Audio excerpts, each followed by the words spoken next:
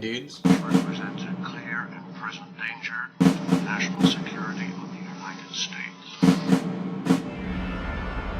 You have no idea what men are.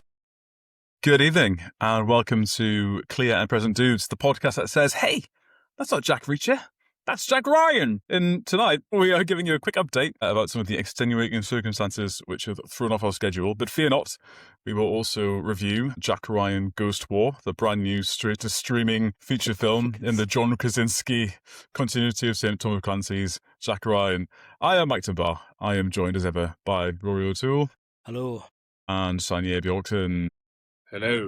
Chaps, first I have to apologise on behalf of myself alone, for the massive L that is my short notice work trip. I don't want to talk about what it is, but what I will say is that spending the last 3 months rinsing Pete's Hegseth on this podcast for screwing up a particular maritime choke point has come back to roost spectacularly for me.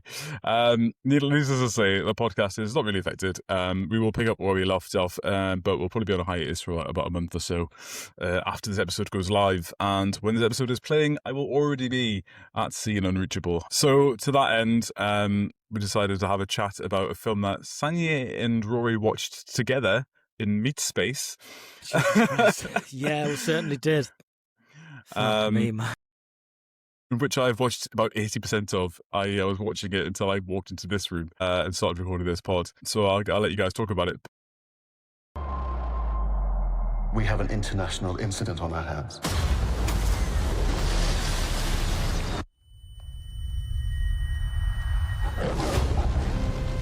Whatever it is, I'm not doing it. A radicalized military group. They're intelligent. They're dangerous. And now they're sending a message. Welcome back. I said I wasn't doing it.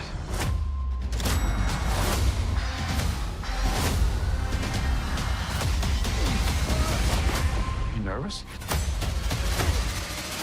Why the hell would I be nervous? You're in this with me.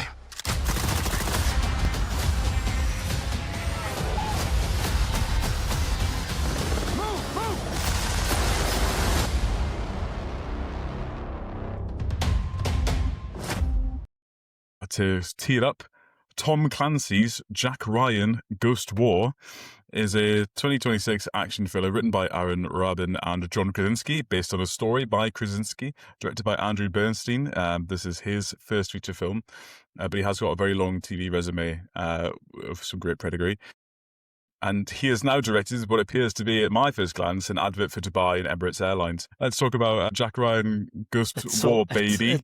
It's all so upsetting. But Sanya came to visit and stayed in me and Emma's house, which is much too small for a gigantic Teutonic beast like Sanya, this gigantic 6-foot-something motherfucker coming around the hobbit hole and banging his shins against tables and stuff. Sanya stayed for a few days, and we were going to watch Widow's Bay, but you need Paramount for it, and it's on Poob as well. But Poob's been closed down because the FBI arrested all of Poob's executives. We sat down and we gave in to temptation, or rather, I gave in to temptation and said, "Let's watch the new Jack Ryan film. I hope it's good." It wasn't. It was. It was such a horrendous letdown to watch. It made Sanya so viscerally angry. It made me despair. It made Emma comatose. And it made Sanya just incredibly, incredibly pissed off. Sanya, what do you think of it? Having, at the time, never seen any of the Jack Ryan TV series, having only been exposed to the Jack Ryan Cinema Le Kino of the actual films that weren't just long-ass adverts for Dubai and other companies, which I'll rag on later, by the way. Sanya, go. Shit. Don't hold back, man. Don't hold back. One word, 4 letters. That's it. Really, you've two said it at this point. I'm going to say it. It feels like an ad, even when it's not obviously sponsored by product placements. Every single camera angle, every shot is just like something you'd see in a car ad or in a holiday advertisement that lacks any soul. It feels like it's trying to sell you something, but it doesn't know what it's selling. And if you eventually figure out what it's selling, it's going to be shit and something you don't actually want. It has that sort of weird grayness to it that is very, very bland and makes a lot of it not really sticking and not worth remembering. And for some reason, it's also fallen into that modern trap of, I'm going to give everything a blue hue and remove all the color from the film to make it more cinematic. You say For some reason. You say a modern thing, but that's like noughties into tens, and it's kind of fallen by the wayside. We've rediscovered color, I think, in cinema lately, and that is actually quite dated. But yeah, I totally agree with you, though. It has this sort of the slick soullessness of a car ad, where, you know, in theory, the people who have made it, obviously, like technical excellence or whatever, have made something that technically ticks all the boxes, but actually I felt nothing looking at it. Standard streaming slop in it, adults oriented content for people who don't go to the movies anymore. Feeling nothing is absolutely correct. Circling back to the car advert bit, there was one point when a few Range Rovers turned like off a country lane down a corner, and I literally said, you'd expect there to be a voiceover going, Land Rover driven by perfection or something. It's an advert. It opens pretty much and the comms in this film piss me off, right? The communications in this film piss me the fuck off at the start of it. It virtually opens up with a close-up of some super secret MI6 agent using a fucking Baofeng UV5R radio, right? To coordinate his team. You picked that shit up, right? Did you see the frequencies it's on too? No, I didn't. I was barely watching. Right, okay. So this film turned me off like immediately.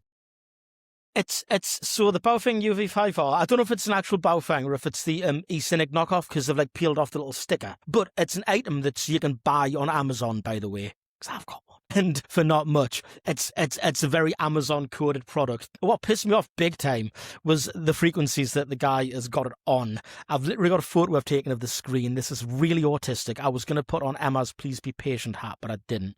UV5R, it's like a 2-frequency like radio. You have like 2 frequencies on. One of them you like listen to, and one's like scanning on kind of thing. So the one that it's like set on is 155.500 megahertz.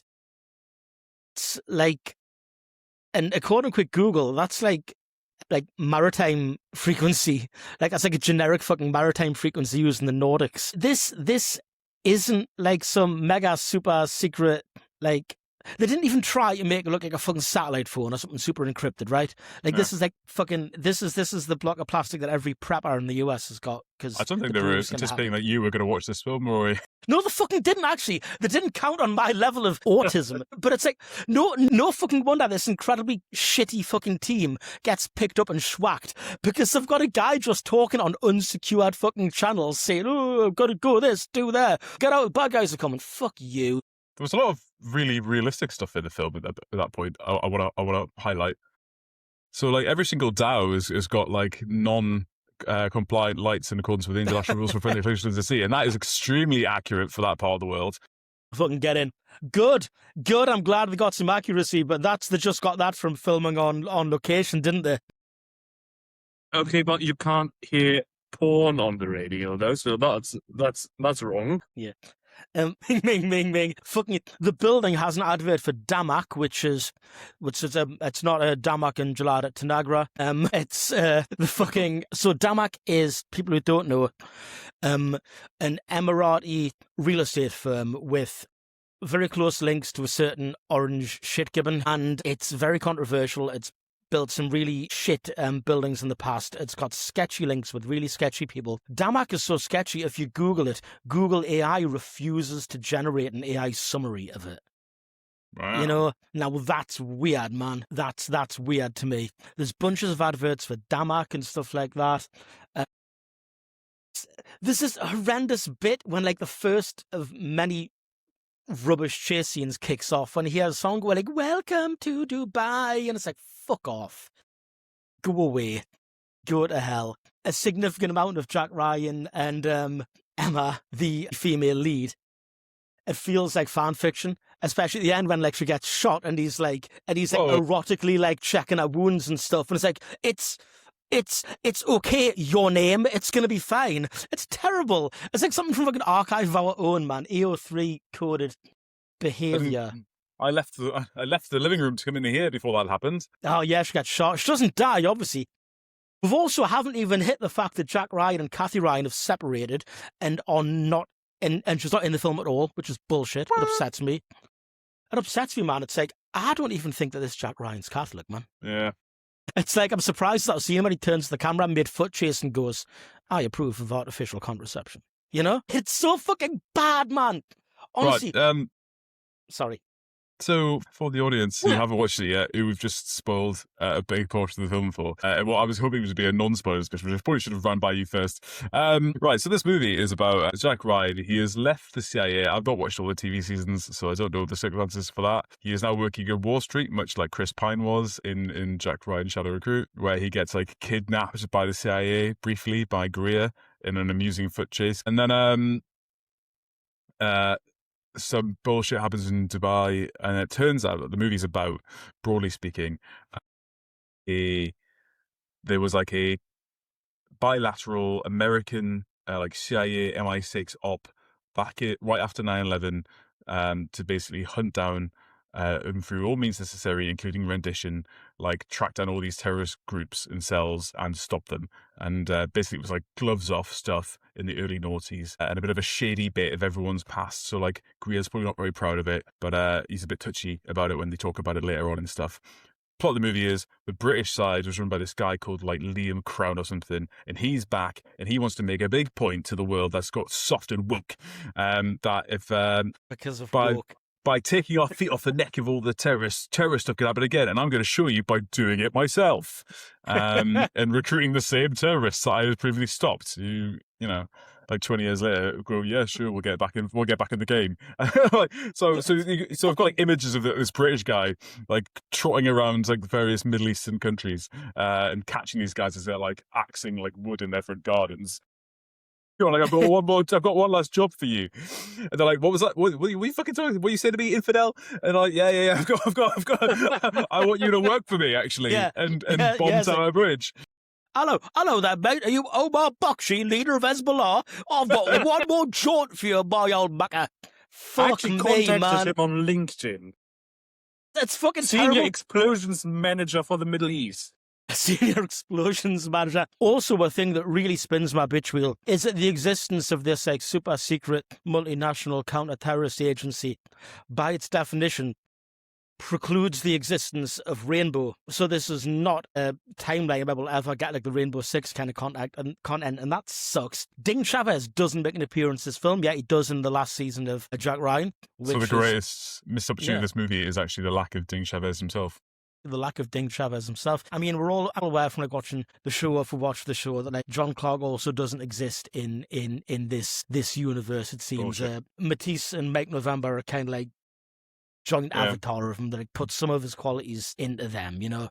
Yeah. But yeah, so we'll never get like a cool like Rainbow Six tie-in thing, which fucking sucks to me anyway. It's just the characters in this don't act like they did in the show. I mean, I enjoyed the show probably more than anybody else in this room, I think. And I'll put my hand up and say that the first two seasons, I mean, the season when the United States ended up attacking the capital of Venezuela and taking kinetic action against the president was sorry, technical difficulties here. You're not thinking about that didn't happen in in Jack Ryan. That happened in February. And fucking, it's just I could angrily rant for a long time about the minutiae, how even calling the unit Starling pisses me off because the bird code names are pretty much exclusively for intelligence assets ran by Mary Pat Foley, with whom I'm absolutely devoted to, and like I would fight in the streets for Mary Pat Foley. She's great, and the film sucks ass, man. It's so bad. Uber Eats advert. Yeah. The anti peer-to-peer sharing propaganda You saw that, the whole Napster thing. Oh, I use Napster. Oh, use Napster, old man, dickhead loser. Fuck you, man.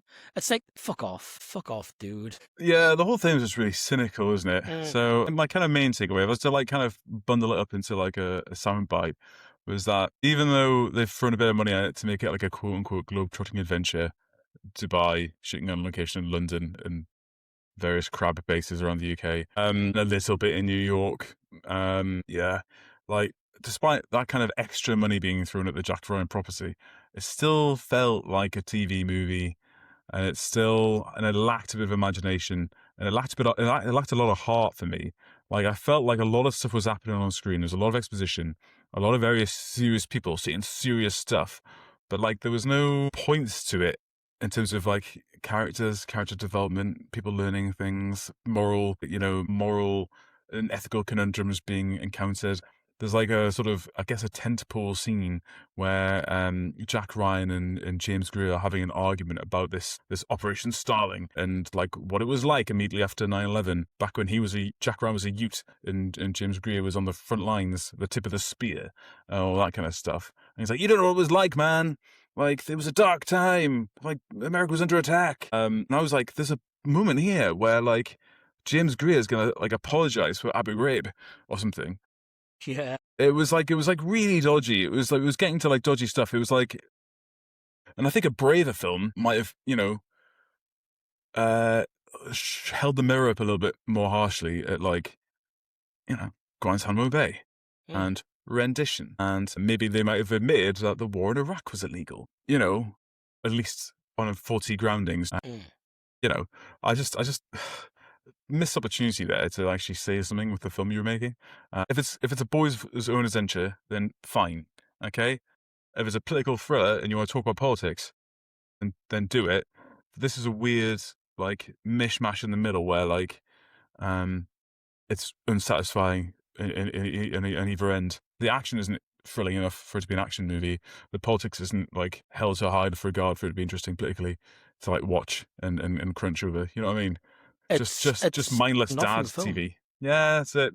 It's an absolute nothing film. The action sequences are pretty much exclusively just kind of dull CQB, in like fucking unexciting corridors and derelict-ish, half-finished office buildings and stuff. There's a car chase around a bit of central London around that one-way system. It's the same one-way system as a car chase around in National Treasure. Like the same route. That's the same route. Yeah, it's a one-way system. There's only one route they can go. Yeah, sure, but it was funny.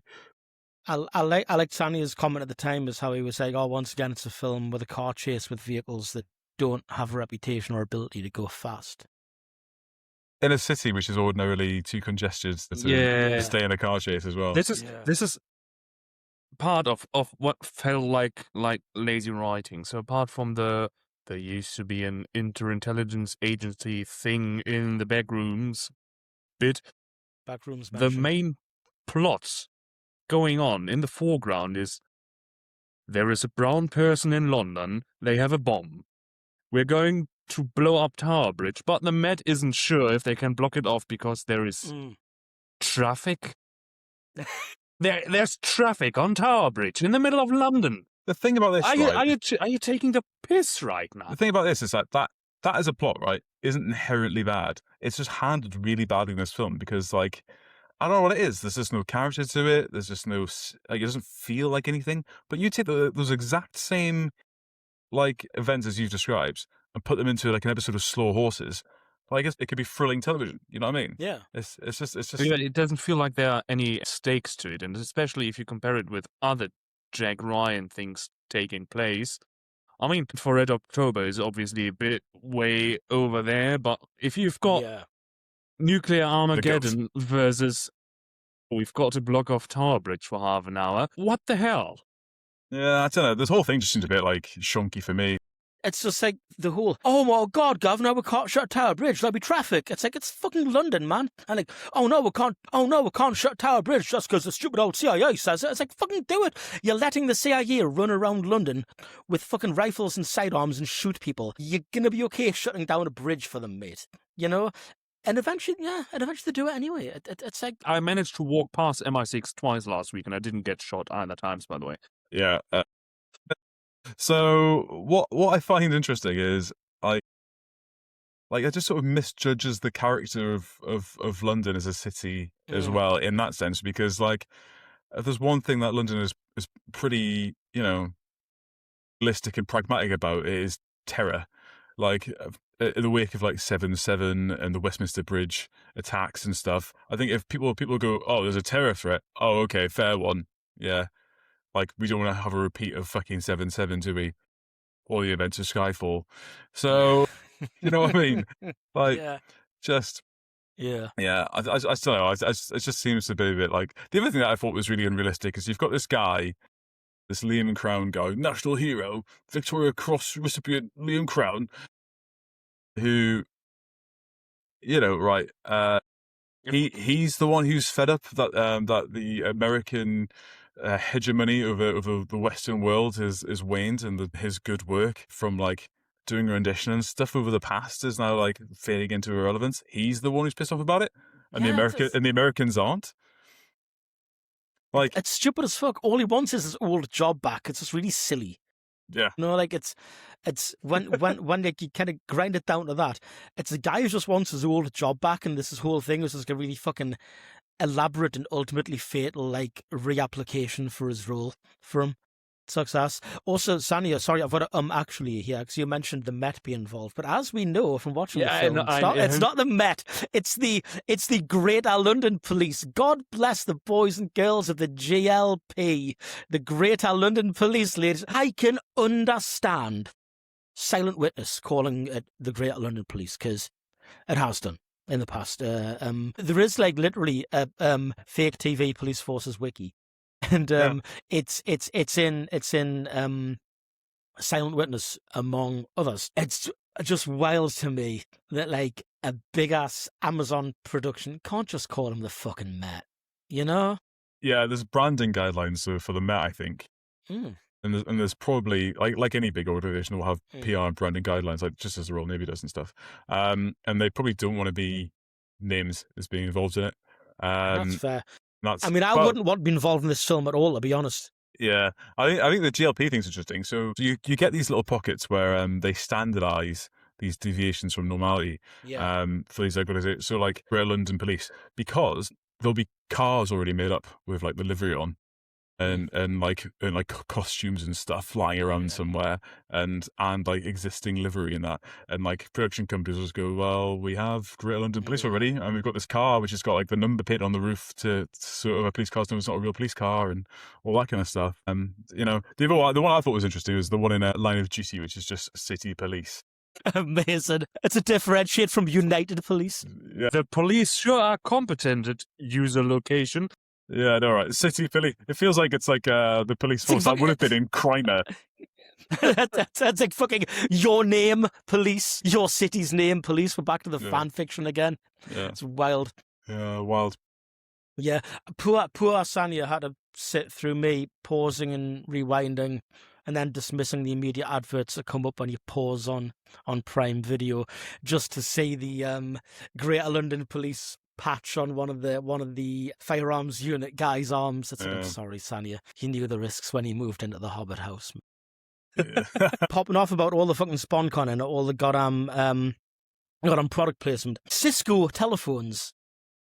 You catch that? The amount of fucking Cisco phones in this goddamn thing. It's legit, though. I've worked with the Americans, and they do all use Cisco phones. Yeah, but it's still fucking painful to witness because there's these lingering shots on the brands. It's not as if it's like a blink and you'll miss it. It's not like the kind of film when you've got like kind of pause it to see what watch the guy is wearing because he's pretty much fucking shoving his citizen right in your face, you know? Like it's fucking FedEx. There's loads of like shout outs to FedEx. It's really fucking bad. It's egregious. It's incredibly egregious. And obviously, as was said, the film carries an insane amount of water for one of the worst regimes in the world, you know, for one of the worst places to live. Something I said when we watched the film is like the MI6 agent is managing to run around one of the world's most misogynist fucking places as an openly alone and armed woman, and it's like, no, it's just very silly. Yeah, Maybe it is a bit. she's just armed so she can walk around alone. Yeah, but I mean, that still wouldn't that would buy her another hour. Yeah, I mean, it's not great. It is interesting though that we are smashing this film to bits for featuring it, and I think it's only fair that we continue that that tradition and smash Mission Impossible for doing the same thing as well. I don't want to say that this is any worse than Mission Impossible without throwing Mission Impossible Full Ghost Protocol under the bus for the Burj Khalifa, but also is it Dead Reckoning? It's the first of the Reckoning movies. They spend a lot of time in that new airport in Abu Dhabi. Yeah. So that sucks. That sucks as well. Devastation of the saga of the IP. The fact that it's a globe-trotting adventure that doubles back on itself and goes back to Dubai. It's like, oh my god, no, we're fucked. We can't succeed there. Okay, now we can succeed there. Now it's cool. You know, the server hasn't been moved. Still fine. Still there. Still chilling. When you're globe-trotting around, you don't tend to kind of circle back in general. It's not really It's not really a trope of these kind of films. And people use the word trope like, oh, tropes, it's bad, but it's not really a regular storytelling element when it comes to a globe-trotting kind of thriller like this. You know, it should be more linear. It starts in Dubai, it ends in wherever, you know? Yeah, the whole point is that you're showing off like the grandeur of your story. Yeah. By showing off all these exciting locations from all over the world. Yeah. You don't tend to circle back to the place you start. Well, it's not even the place you started from. It's the second place they go to. It starts in America. I mean, yeah, the opening scene's in Dubai, right? I'm with you on that. That's a cold open in Dubai. But where Jack Ryan enters the story, he's working in New York. He gets bundled away, goes to like Langley or whatever, then gets on a plane, goes to Dubai. Yeah. So you've had Dubai, America, Dubai, Britain, back to Dubai, just Dubai, and that's not cool for me. I think in terms of like if you're doing a globe-trotting adventure movie, you're absolutely right. You tend to like dot through a bunch of locations. We did talk about this in our group chat a few days ago, and I did say that the only exception I could think of off the top of my head where it wasn't a really bad thing was Dear the Jackal. That's not really a globe-trotting adventure. It just happens to be that he goes, well, it kind of is. So he starts off in France because that's where he meets with the dissidents. Yeah. And takes on the job, goes back to London, researches the job, kind of goes around the Alps in the preparation, gets his special gun. Yeah. Re-infiltrates the country while the manhunt's going on via a land border, works his way back to Paris where the event is happening to try and kill Charles de Gaulle. So that works his way back to France. That's fine because there's a through line there of like the French authorities trying to track him the entire time. So it's a French story.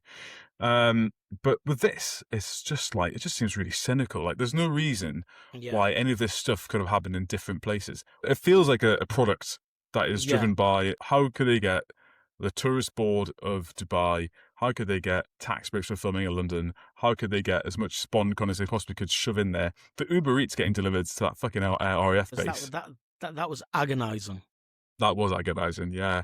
RAF Abington, filming location for Rogue One, if anyone's wondering. And yeah, it was just in my head in. Other filming locations you might have realised or noticed. Greenwich Naval College, was featured there, which is a filming location in Thor: The Dark World, but mainly Patriot Games. And also, actually, doubles as the Houses of Parliament in Poldark. If anyone's seen that. The new one or the old one? The new one, yeah. Cool. I say the new one, the one that's like 15 years old, but is the new one, yeah. Jesus Christ, fucking time, man. Good grief. Like, final verdict on Tom Clancy's Jack Ryan's Ghost War? It's not thrilling enough to be a thriller. It's not action enough to be an action movie. It is a 90-minute long or so episode for just advertising stuff. It's a long-form advert, and it's the most advertorial film I've seen in a long-ass time. I literally let it autoplay on at the first episode of the first season of the Jack Ryan TV show, and that was like orders of magnitude better in every way. And it was like, man, you fell off, dude. You fell off. I'll tell you what's interesting about this film is that it was pushed out there to die. I don't think it must have done particularly well in any sort of pre-screenings because I looked for it on my Amazon app, on my Amazon television, by the way, I couldn't find it for ages. I was digging around for it. I ended up going for the search function. This is a new film. It's still tagged as a new film. Yeah. On the app as well. And I found John Krasinski's starring turn in 13 hours on the action film thing before I found this new Jack Ryan film that was made by the people who made the television and the app. Yeah, it's they've hidden it away. It's not been given a promotion, has it? I think it's been destroyed now by people online like us. I mean, when we watched Sanya can attest, when I turned on the TV and turned on Amazon Prime, it was there, like recommended big time. Now not so much, but then again I have seen it already twice now. Well, watched part of it again. Yeah. I wonder what this film would be like if it was directed by John McTiernan. What, if it was directed by the director who directed The Hunt for Red October? I'm going to respin. It'd be not shit. It would be not shit. You know what? Denis Villeneuve. Jesus now Christ. Would have a ball game. Okay, a ball game with this one. Well, it wouldn't look like shit. It would not look like shit. It wouldn't look like a car advert. Or if it did, it'd like the world's best car advert. It would be like a car advert that actually made you want to buy that particular car. Yeah. Good God. No. So Sanya, anything to add? It's generic. It's sort of bland and forgettable, really. It feels like the movie equivalent of ChatGPT generated cartoons. Yeah. Spot on. It's there, it's got something, but it's got no soul, and you'll just forget it immediately. This could have been Spook's Ghost War, and you could have left it exactly the same, and it wouldn't have mattered. This film could have been an email. This film could have been an email. There's nothing Jack Ryan about it, right? There's nothing Tom Clancy Jack Ryan about it. Hey, he should have written a memo. Yeah, I said that back when I talked about Shadow Recruit that it felt like a kind of generic thriller with Tom Clancy, Jack Ryan stuff kind of ironed onto it, like a cheap iron-on patch. In this case, it doesn't even feel anything like there's even the Jack Ryan stuff stuck onto it. And I will say, just one of this film's biggest sins is just the fucking stupidity of a badass moment when a villain gets gunned the fuck down and eats about 500,000 rounds from a minigun. And then he's still able to crawl towards the hero and monologue for a bit and stuff. And then the hero lets him talk for a bit and then shoots him and goes, "No hesitation." And it's like, but you hesitated for ages. You let him talk. You let him talk for ages. Okay, you shot a dying man. Yeah, cool. it's like you let him, goodness. You let him fucking crawl around and he's dying and he's just full of holes and he's in queue waiting to be let into God's Zoom chat, and he's just has the fuck you, man. It's kind of a worry, isn't it, that a film that had James Greer earlier on is espousing the virtues of the really hardline approach to anti-terror in the wake of 9/11, and then also a man shoots an hors de combat to death in the head after he's already shown the ability to speak and is able to have medical intervention to preserve his life, which is bringing back shades of Stuart Blackman, aka Marine A, from that particular war crime trial. Fuck me. Despite the Boy Scout that is Jack Ryan, is there not maybe an undercurrent of some really quite troubling messages in this otherwise bland thriller? Troubling is actually the word. I mean, it's a film that totally normalizes American intelligence paramilitaries just running and gunning around the UK. There's no attempt at deconfliction. There's no kind of IFF between them and the British police involved. It's just the police these are the white guys with the AR-15s. It's fine. No prevention of mutual interference, as we call it. Don't shoot, boys. Don't shoot. It's fine. It's fine. It's the Americans. The Americans are back. It's fine. It's cool. I mean, with what are the police going to shoot? They're non-existent guns, but I don't know what Greater London police use. But hey, man, Americans just are like, these guys don't have guns. We don't need them to warn about anything. Just start shooting. What are they going to do? Blow a whistle? We all witnessed the entirety of Greater London Police's armed response unit. It was like 4 guys and a riot shield, okay? But that's still 4 guys. Probably Southampton this week. Fucking hell. Now that's a fucking Jack Ryan movie, Jesus Christ. There we go. Jack Ryan gets caught up in fucking protests and gets a wheelie bin thrown at him. They get out of this stupid fucking country. They got Greer in the head with a brick and then in the balls with another brick. Ding Chavez got profiled. He's been arrested somewhere. We don't know where he's gone. Yeah. Jesus Good Christ. God. Right, that's the end of that. Moving on. What else have you been watching lately this week? Anyone seen some good stuff? I've got a few bits I wanted to bring up, but I don't know if you've seen them all, so I don't want to talk too long about them. So me and Emma finally completed the entirety of the Boschverse the other week. Epic. So every season of Bosch, every season of Bosch Legacy, and now the first season of Ballard. And it's like, man, I'm so Bosch-pilled. Honestly, fucking brilliant. I especially loved how that one character in Ballard, who was the first possible representation of a Redditor in one of these shows. Finally, Redditors are getting the recognition they deserve. Thank you for the gold, kind stranger. Amazing. Wild. Yeah. Finally, their cake day has come. Happy Cake Day. Does the narwhal bacon at midnight or? Sick. But yeah, Wonderful. Excellent stuff. Yeah, really good. I like the slightly different tone that Ballad has. Slightly lighter tone, only slightly. It does it's kind of like it's got that West LA kind of tone about it. Like it's a spiritual successor to Cisco Pike. No, it's not, but it's like in roughly the same geographical area, which I did think was kind of cool. Slightly different tone, but that one particular scene in the episode when they go to visit Suspect and his mom's there and she's like the weirdest person in the world and she's like, after the apocalypse all that's gotta be left is cockroaches and cop shows and that's just fine by me. It's like, yeah, hook that to my fucking veins. That came out of nowhere. That came out of goddamn nowhere. Hook it to my veins, man. Put the driver in and leave it on overnight. Brilliant stuff. Wonderful. Uncanny Valley. Great stuff. Oh, that's very cool. Yeah. Similar to everything we've talked about so far has been an Amazon show, hasn't it? Fucking hell. Hi, welcome to Clear and Present Dudes. We are sponsored by Amazon and NordVPN, which Sanya is going to use to watch Amazon content, aren't you, Sanya? I've got one more Amazon show. Amazon, obviously, in their great hunt to procure every production company and profile going. I think they recently acquired MGM, which had the Sony license to Spider-Man. Anyway, long story short, I've watched Spider-Noir with Nicolas Cage. What happened to your face? I walked into a door. How many times?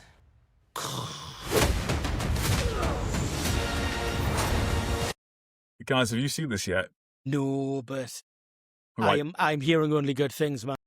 Right. So for the things I'm going to talk about, I'm not going to do spoilers.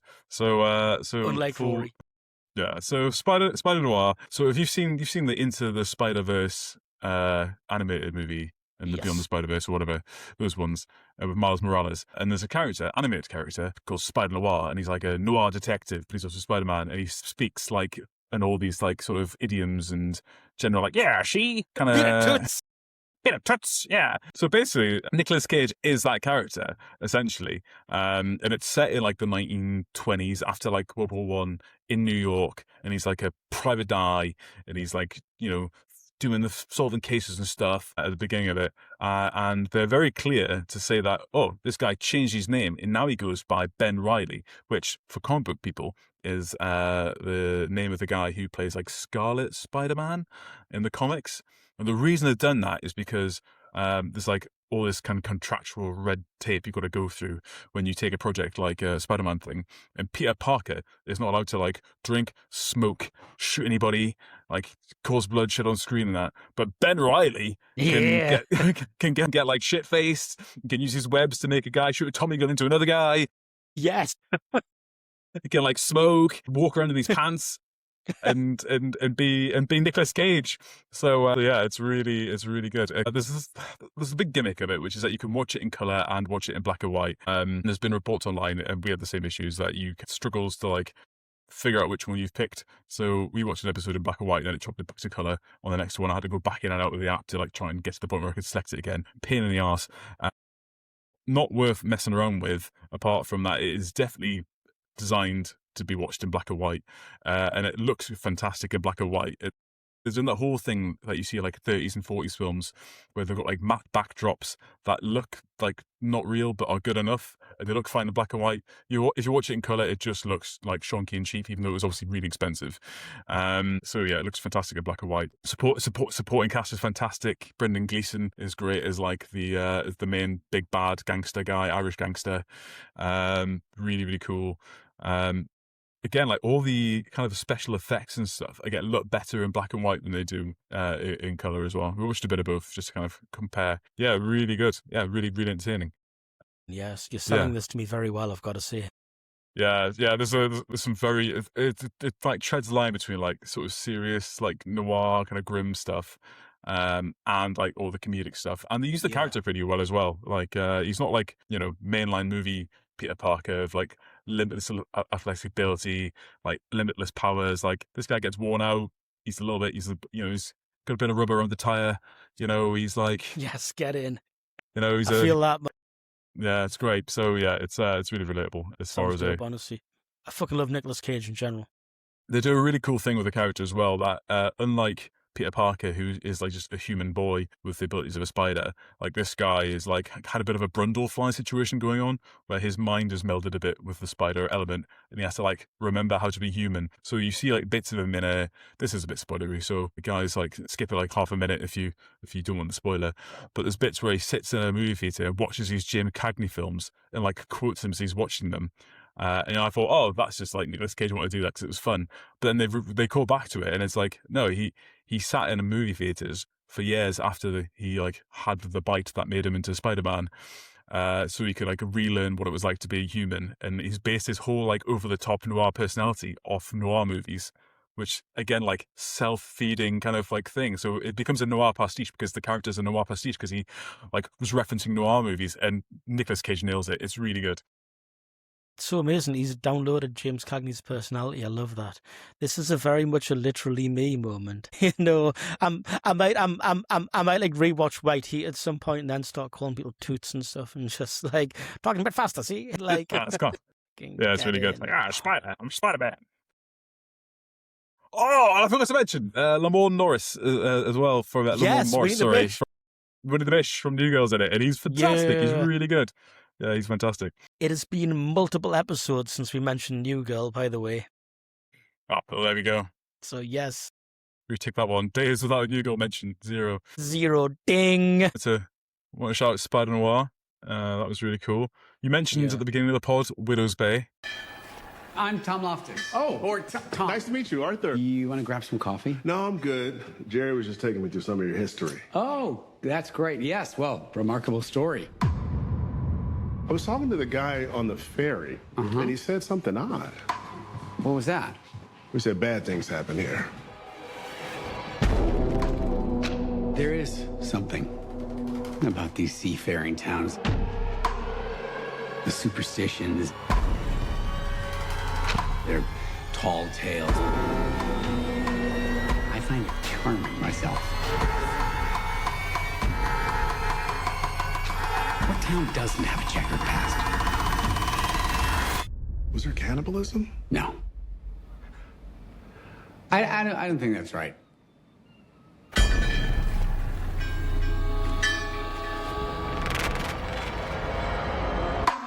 Yeah. Apple TV's Widow's Bay, starring Matthew Rhys, Root, and Cato Flynn is the kind of the breakaway star from it. It is a TV series written by Kate Dippold, who was primarily most famous for writing Parks and Rec. It was a sort of big credit before this. So the premise is, it's been described as like Stephen King and Parks and Rec merged together, and it basically is. So it's set in like a little island 40 miles off the coast of Maine in the northeast of America. And it's like this little cursed island, which is like cursed by a million odd things. But there's one mayor who's played by Matthew Rhys, who's like trying to turn it into like a tourist hotspot. But like all the curses of the island are like conspiring against him. And he's got like a really small staff in the mayor's office. And one of them is this woman, Patricia, played by Kate O'Flynn, who's from Manchester, actually, or Derby, I think, but she's English anyway. She gets like, there's 2 episodes so far. We're up to episode 9 comes out tomorrow in our timeline. Yeah, she's had 2 episodes at the minute that have been focused on her, and they've both been the breakaway standout episodes of the season. Fantastic show. Hilarious and genuine scares at the same time. Like, it's just... someone's took a real shot at it and just let the creators go with it. You've had some really good like guest directors coming in with some real good horror credits and stuff as well. It is phenomenal. Can't like shout about it enough. I'm obsessed. It's fantastic. Hell yeah, man! It sounds freaking amazing. We were gonna watch some of it, but it was like, I'm gonna have to get a Paramount 1-week trial, and the season doesn't finish in like a week's time. It's like, it's Apple TV Plus show. I also don't have Apple TV. Yeah, but what I was going to say was, what you should do is, if you want to watch all of it, give it like two more weeks. Yeah. And then a 10-episode run will be out. Get it for a short term on a trial, watch it all, and then try and work your way for the rest of the Apple TV log, because it's definitely the best streamer at the minute for content. But yeah, phenomenal. Yeah, really good. Good, man. My final bit of news, chaps, is that I recently got an unlimited like loyalty deal thing at a local cinema. So I've been hitting up the cinema a lot more than I used to, and it's let me go and see some stuff that I wouldn't have ordinarily bothered going to see. So I went to go and see I went to see Hokum the other day, which is really good. It's a horror film starring Adam Scott, which is based around like Irish mythology loosely. It is a supernatural horror film written by Damian McCarthy, Irish director, who would what was his last couple of films? He did Caveat and Oddity. That's it. That's the 2 films he did. So Caveat's the one about the guy in the house, wandering around the house, trying to piece together like what mystery had taken place there. That was a really terrifying film. And then he did Oddity, which was like, all these films kind of share like a loose continuity. And it's a psychic who owns like a shop full of like it says, oddities, and when she touches the items, she can like see the histories that's associated to the items. And her sister had recently been killed, and she moves into the house randomly of her sister's like ex-fella, who's got a new wife, and says, I'm just going to come here for a bit and try and figure out what happened to my sister. And they're like too polite to tell her to go away. And she's like blind as well. And she brings with her in a big wooden chest like a golem, which she gets out and like sits on the dining table, and like she does like these things to it, like she puts holes in its head and she puts like vials of blood in it and like bits of hair and stuff to like create the connection kind of thing. And yeah, it's wild. And it turns out that, funny old thing, like spoilers for the movie Oddity from several years ago, but spoilers, the ex-fella is the one who's responsible for putting a hit on his wife, essentially. For the most narcissistic reason in the world, which was that he wanted to break up with her, but he thought that breaking up with her would break her heart so much, so I just get her killed instead. And stuff happens, and you'll be glad to know that the golem comes to life at the very end. I just love that, like, there's the concept of a portable golem. I think it's brilliant. It's like, it looks terrifying. Do you think a golem would be cabin luggage, or would you have to give it up at the airport? Is it check-in luggage? That's a check-in. That's a check-in, definitely. I mean, is it like, you think it's the same thing like musical instruments, where you need to give them a ring beforehand and go like, hey, I've got a valuable item, I've got a golem I'd like to take to New York. Do you check it in as like a pet? Like you put it in a crate? Well, do you need to reserve a seat for it? It's like, fucking don't mind my golem, mate. The fucking feeling when you're sitting in economy and the golem before you reclines their seat. We talked about Oddity there loads, but that isn't the film I saw. I saw Hokum, which is the new film by Damian McCarthy, which stars Adam Scott as an author who travels to a remote hotel on an island, unaware that the hotel is haunted. And he's basically, he plays really against type, or maybe, I don't know, I say against type. Adam Scott, obviously Parks and Rec again, was really, really great in that show and played a really lovable character in the form of Benji Wyatt. But if you see him in like most other stuff, he plays a total dickhead. He's really good at being a total arsehole, like in The Secret Life of Walter Mitty, Step Brothers, Hot Tub Time Machine 2. And in this film, he is also a really horrible shit. He plays a character called Bowerman, that is the unit of measurement, barman, and he's an American author struggling to finish his conclusion of his successful Conquistador trilogy. And then he decides to go to this hotel island where his mother and father had their honeymoon so that he can spread the ashes of both their parents because his father recently died. You get to the hotel, it's really creepy. There's like a creepy old man in a wheelchair who owns the place, who's talking to these two random children about like how there's witches that like shackle you to a chain and drag you through the underworld where creatures will pluck away at your eyes and your penis and stuff. Really creepy. Anyway, he gets shit-faced in the bar that night, is incredibly rude to one person and burns him with a hot spoon. Can't flash the hot spoon. And kind of really fails to make friends with the bartender, this woman called Fiona, and then goes up to his room and promptly tries to kill himself. Weeks later, he wakes up from the hospital and tries to go back to the hotel to try and like collect his belongings which are at the hotel and apologize to this bartender, only to find out that the next night she'd gone missing. And he goes and tries to look for her with the help of a local guy who lives in the woods called Jerry, who drinks milk laced with magic mushrooms. It's mental. They break back into the hotel. He goes up to like this haunted room, which is like the honeymoon suite, and scary shit happens. And I won't say any more to spoil the movie, but that is like the sort of premise of it. Fantastic. Really, really, really creepy. Has a bit of a slow burn at the start, but I think that's to kind of like soak you into the atmosphere. Yeah, it is wild. The only thing I would say, it's gamma-wise incredibly dark to watch. So you have to like, it's almost like you have to turn up the brightness of your screen until the Adam Scott is barely visible, and then and then watch the movie. But yeah, there you go. That's Hokum. Big recommend for me on that as well. I think it's probably come to the end of its cinematic run though, so we'll have to give it a few weeks and then catch it on streaming. But yeah. Speaking about films and SponCon as well, to do some SponCon for myself. The film that I did the soundtrack for, the feature film Ropes, has now been released in its entirety on YouTube as Ropes, the Entire Mystery. So that's something that I'm really, really pleased to hear. It's an excellent film. It's just this really ambitious screen life project that my friend Gary Sykes that I worked with started making during lockdown as a lockdown project. It was mainly self-filmed by a multitude of actors involved with it. I got involved in doing the score and the soundtrack for it, and yeah, you can find it on YouTube, and it's really cool. So since we're shouting out films with non-thriller content, I thought I'd just kind of put my oar in there and say check out Ropes, the Entire Mystery. Yeah. Cool. Before we wrap up, has anyone got any final recommendations of stuff they've seen? Could be books, could be TV, could be music, could be anything really. Recommend people have a check out of Reacher season 3 in time for our reach around when the three of us are back in the same rough continental area and jacking around. Cool. Right, cool. Well, that's kind of brought us to the end of this very short episode of Clear and Present Dudes, where we talk smack about Jack Ryan Ghost World, or whatever Smack it's called. Ryan, if you will.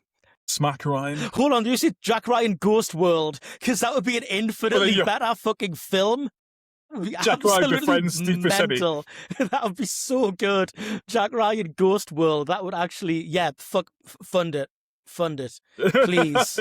Like fucking John Krasinski and Thora Birch, you know, like she's the new replacement of Kathy Ryan, or maybe she's the latest person to play Kathy Ryan. Well, isn't she not? Is she not the same actress who plays little Sally Ryan or whatever her name was? Jesus fucking hell! My she God. was. There you go. It all connects. Right. Anyway, it all connects. Cool. Okay, right. Well, what I will say is if anyone's watched any of the stuff we've talked about and wants to pop some comments in or engage with us more broadly, please get in touch. Comments, YouTube comments, Discord, which is linked on all my socials, but no one's ever goes on. Yeah, that would be good to get that kickstarted. And I think maybe if we do some episodes like this a little bit more often, where we just talk about general broad stuff, it might encourage some more discussion. So let us know what you thought of Spider-Noir. Let us please.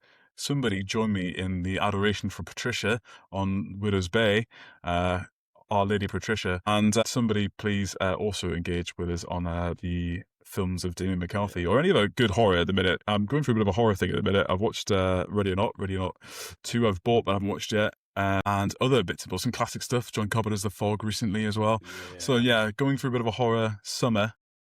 My wife's getting a bit from out by it. Also, like watching the news. It's some like you're saying it's Scared Boy Summer. Scared Boy Summer. That's what it is. Eek! It's Scared Boy Summer. We are so fucking back. Zoinks! Yeah. Running around the apartment with a torch in my hand at night. Just, I'm still annoyed.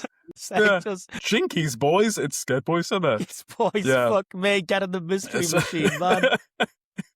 Yeah. That's enough, Mike. Get in the mystery machine. Indeed. So also please just generally like and subscribe, all the usual stuff. Yeah, our YouTube following is slowly but steadily growing, which is nice. Our Spotify following is probably plateaued. And I don't know about the rest of the figures. Never mind. But cool. Yeah, happy days. Thanks very much for your engagement. Please like, subscribe, etc., etc., etc. Until next time, hopefully, don't know when that's going to be. Maybe a month, maybe longer. We have been Clear and present dudes. Hey.